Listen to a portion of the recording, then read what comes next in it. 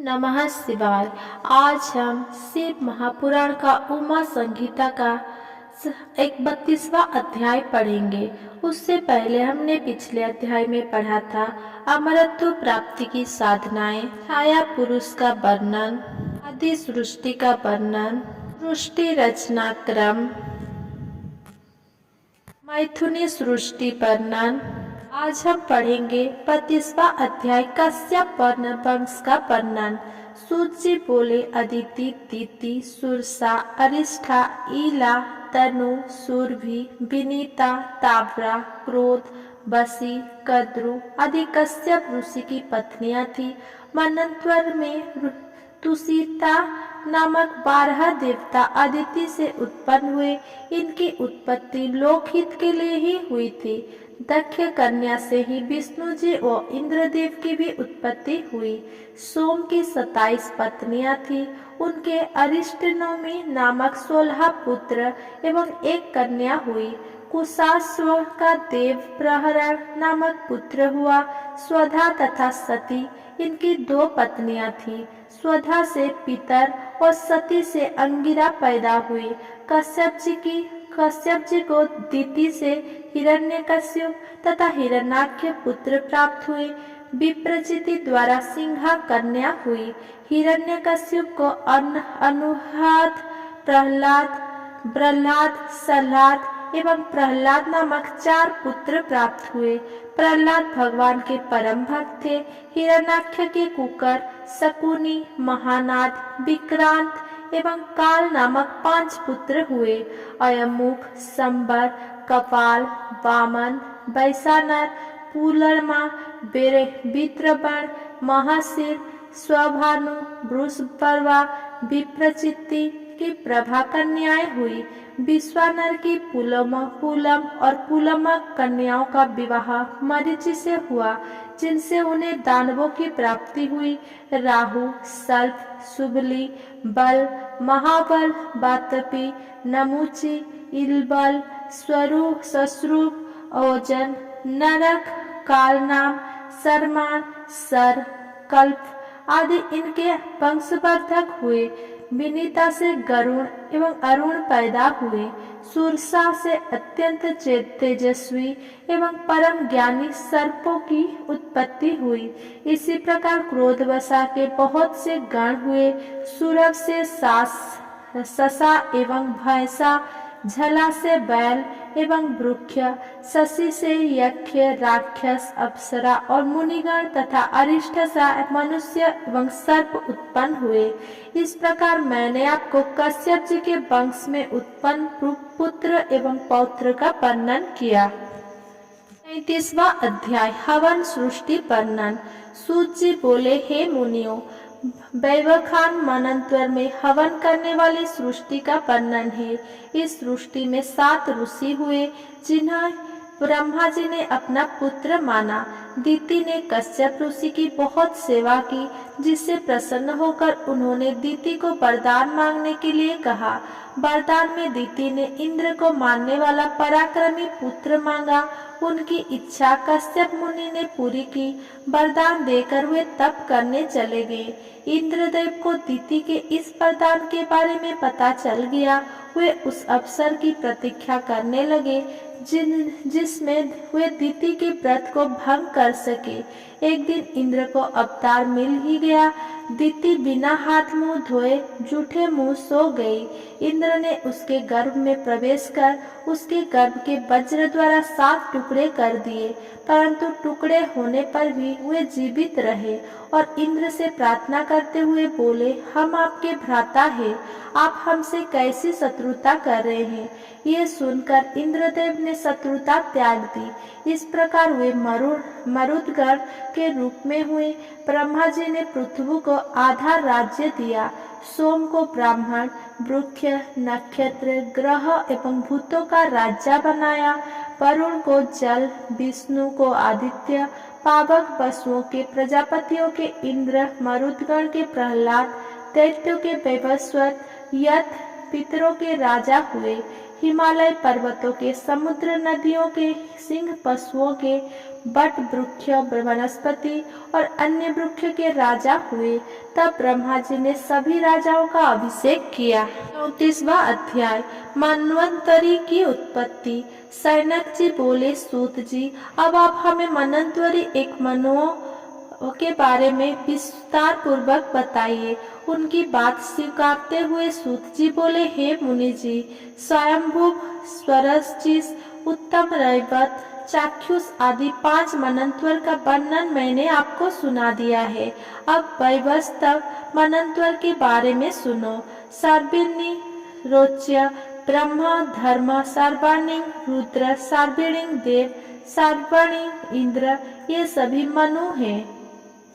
तीनों कालों के मनंत्वर कहे जाते हैं, जिसका 1000 युग तक कल्प बनता है। मरीचि, अत्रि, अंगिरा, पुलद, ऋतु, पुलस्त्य, वशिष्ठ, ये 7 ब्रह्मापुत्र है।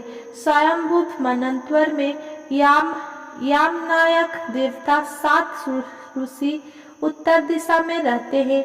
अग्निद्र, अग्नि, बाहु, मेघविदिति, बस, ज्योतिष्मान, ध्रुतमान, हव्य, पवन, शुभ, ये 10 स्वयंभू मनुपुत्र है। इनमें यज्ञ नामक इंद्र कहे गए हैं। दूसरे मनंत्वर में अजस्तमा, परस्तभ, ऋषभ, वसुमान, ज्योतिष्मान, द्युतिमान एवं 7वें रुचिष्मान 7 ऋषि है। स्वरचिस मनंत्वर में रोचन, इंद्र तथा तुषिता नामक देवता कहे हैं।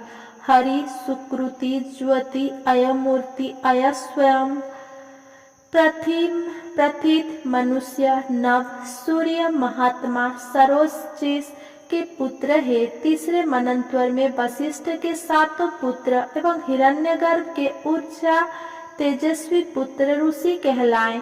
चौथे मनंत्वर में गार्ग्य, पृथ्वी, गम्या, जन्य, धाता और कपिनक आदि 7 ऋषि है। त्रिशिख इंद्र है।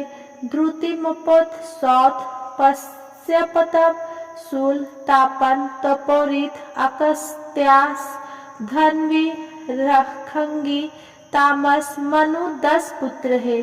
5वें मनंत्वर में देवबाहु, जयमुनि, वेदशिरा, हिरण्यरामा, पर्जन्य, धर्व्य, बाहु एवं सत्व नैजातिक 7 ऋषि कहलाए। विभु नाम के इंद्र तथा रैरव मनु कहलाए। छठे मनंत्वर में रुचि प्रजापति के पुत्र शौर्य, मनु, राम, व्यास, अत्रेय, बृहस्पति, भारद्वाज, अश्वत्थामा, सरदान, कृपाचार्य, कहुई, वंशी, गाल्व, रुक, कश्यप आदि ऋषि और देवता कहलाए। इसी प्रकार आने वाली मनंत्वर में विषांग, निवासुमत, द्रुति, द्युतिमान, वसु, सूट, सुराविष्णु, राजा, सुमति, सावर्णी, मनु पुत्र होंगे।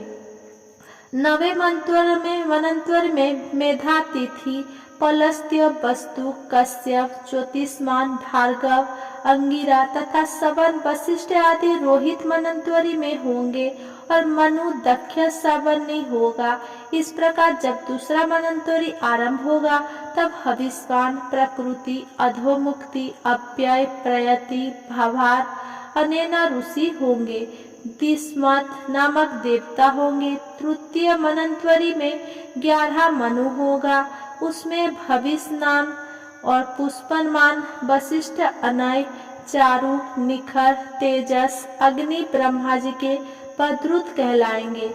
ध्रुति, सुताया, अंगिरा, पैलस्त्य, पुलह, भार्गव 7 ऋषि एवं ब्रह्मा के 5 मानस पुत्र देवता होंगे। इस मनंत्वर में देवस्पति इंद्र होंगे। 14वां सत्य मनु मनंत्वर होगा।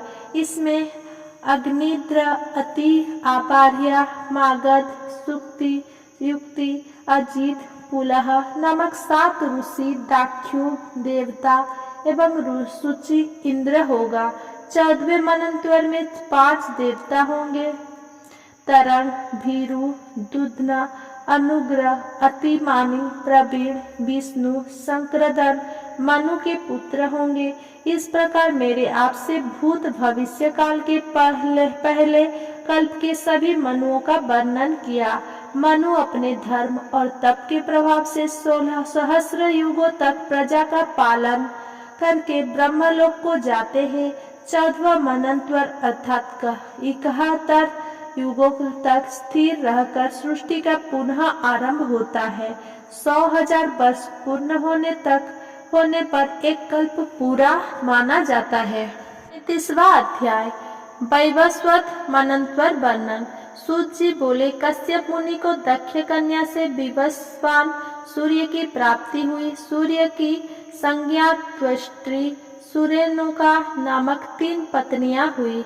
संज्ञा और सूर्य की 3 संतानें हुई। श्राद्धदेव मनु और प्रजापति यम के साथ यमुना कन्याएं के रूप में पैदा हुए। उस समय संज्ञा सूर्य के तेज को सहन ना कर सकी। अपनी माया रूपी छाया प्रकट कर उसे अपनी संतानों का पालन पोषण करने की आज्ञा देकर संज्ञा अपने पिता के घर चली गई। उसके पिता ने उसे इस प्रकार आया देखकर धिक्कारा तो संज्ञा वहां से वापस आ गई। घोड़ी का वेश धारण करके वो कुरु देशों का भ्रमण करने लगी। इधर सूर्य ने संज्ञा की छाया को ही अपनी पत्नी माना। उससे उन्हें सार्वर्णी मनु नामक पुत्र प्राप्त हुआ। छाया को अपने पुत्र से अधिक प्यार था। वो संज्ञा की संतानों का सही से ध्यान नहीं रखती थी। एक दिन यम को किसी बात पर क्रोध आ गया और उसने छाया को लात मार दी। यह देखकर क्रोधित छाया ने यम को शाप दिया कि तुम्हारा पांव जिससे तुमने मुझे मारा वो गिर पड़े। शाप सुनकर यम बहुत चिंतित हुए और उन्होंने सारी बातें जाकर अपने पिता सूर्य को बताई और शाप से बचाने की प्रार्थना की। सूर्यदेव बोले, बेटा, मैं तुम्हारी माता के शाप को असत्य नहीं कर सकता, परंतु उसे कम करने की कोशिश अवश्य करूंगा। सूर्य ने क्रोधित होकर छाया से पूछा, बताओ, तुमने यम को शाप क्यों दिया? क्या कोई माँ अपने पुत्र से ऐसा व्यवहार कर सकती है? तुम्हारा सबसे छोटे पुत्र से विशेष स्नेह है, अन्य सभी को तुम सदा डांटती रहती हो, ऐसा क्यों? इस प्रकार क्रोधित सूर्य के वचन सुनकर घबराई हुई छाया ने सारी बातें सच सच बता दी। फिर छाया ने सूर्य को शनि चक्र पर चढ़ाकर उनका तेज कम कर दिया। अब सूर्य का रूप सुंदर और शीतल हो गया था। उन्होंने योग दृष्टि से अपनी पत्नी संज्ञा के बारे में जानना चाहा। तब उन्हें ज्ञात हुआ कि संज्ञा घोड़ी के रूप में है। तब सूर्य उसके पास पहुँचे। अपनी पत्नी को वापस पाकर वे बहुत प्रसन्न हुए। संज्ञा भी उन्हें पाकर बहुत खुश हुई। उनके मिलन से वैद्य अश्विनी कुमार की उत्पत्ति हुई। तत्पश्चात खुशी खुशी संज्ञा और सूर्य अपने घर लौट आए। यमराज धर्मपूर्वक प्रजा का पालन करने लगे और धर्मराज कहलाए।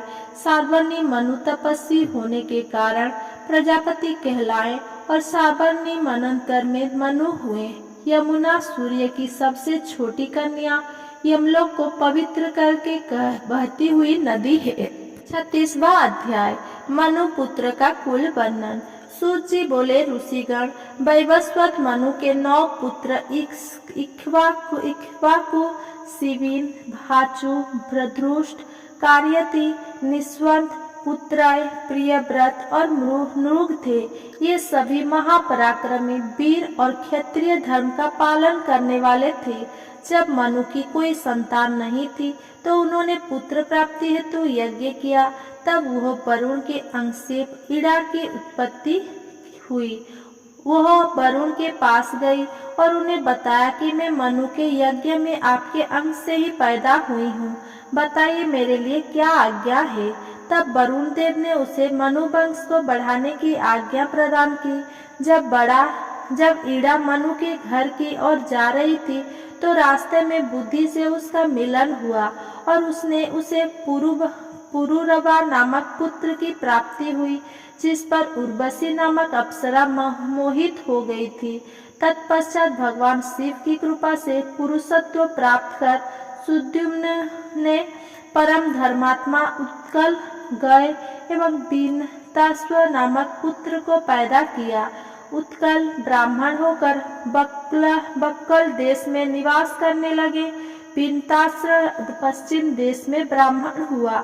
अनति पुत्र रण्यरभय नाम से जग प्रसिद्ध हुआ। उसका निवासी कुशस्थली में हुआ था। उनके 100 पुत्र एवं कुकुद में सबसे श्रेष्ठ कन्या हुई। इसकी कन्या के रूप में सुंदरी रेवती पैदा हुई। रेवती के बड़े होने पर कुकुदमी को उसके विवाह की चिंता हुई। उन्होंने ब्रह्मा जी से रेवती के वर के बारे में जानना चाहा। तब ब्रह्मा जी बोले, हे कुकुदमी, 28वें द्वापर में भगवान श्री कृष्ण अपने कुटुंबियों सहित द्वारिकापुरी में निवास करेंगे। वहाँ उनके भाई और वसुदेव जी के पुत्र बलदेव से तुम रेवती का विवाह करना। वही रेवती के लिए सर्वथा योग्य वर है। ब्रह्मा जी के कथानुसार कुकुदमी ने रेवती का विवाह बलदेव जी से किया। स्वयं वे सुमेरु पर्वत पर जाकर तपस्या करने लगे। बलदेव के 100 पुत्र हुए। श्री कृष्ण जी को भी अनेकों पुत्रों की प्राप्ति हुई। वे सभी सारी दिशाओं में जाकर अनेक स्थानों पर बस गए। सूत जी बोले, मनु के पुत्र वृषण वशिष्ठ जी के आश्रम में रहने लगे। उन्होंने उन्हें गौरक्षा के काम में लगा दिया। एक रात बाघ ने गौशाला पर आक्रमण कर दिया। गाय की रक्षा के लिए वृषण तलवार लेकर गौशाला में चले गए और अंधेरे के कारण उनके बार से गाय कट गई और बाघ भाग खड़ा हुआ। सुबह जब उसने गाय को मरा देखा तो सारी बातें गुरु जी को बताई। ये सब जानकर वशिष्ठ जी ने उसे शूद्र होने का शाप दे दिया। तब दुख और शोक में डूबे वृषण ने अपने शरीर को जला दिया। अगर मेरा ये वीडियो आपको पसंद आया हो तो मेरा वीडियो को लाइक, कमेंट, शेयर करें एंड मेरा चैनल को